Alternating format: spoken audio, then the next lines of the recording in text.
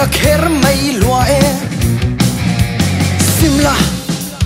bangro sing tam su simla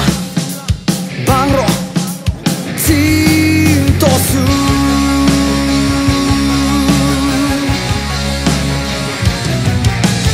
moi lam hoi ya ni tham chuak si lo i tham dan renga kher mai lua e simla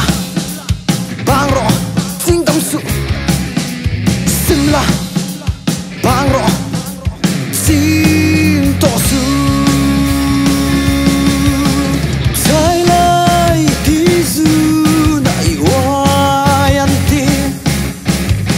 feeling sitin more fear comes a hero in number for banglo vi simla bangro sing tam su simla bangro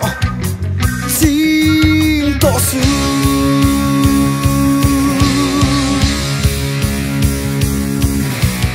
ingai ta ma moi le du om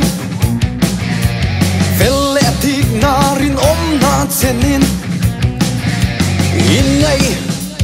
ui re mangin ru mai bum mai i tin ta mo sai lai ti zu nai wai an ti feeling sitin more fear danza hero in number for banglo vi simla bangro sing tam su simla bangro sing to su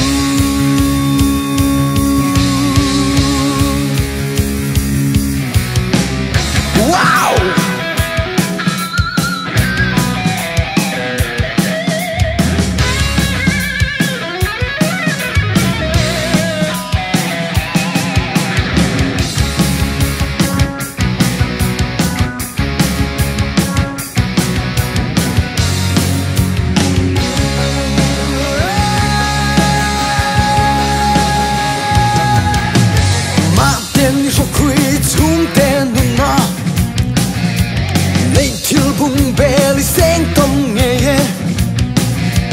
simla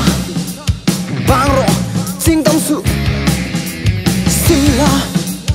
bangro sing to su sai lai ti zu nai wai an ti feeling sitin more fear comes a hero number for banglo vi simla bangro sing tam su simla bangro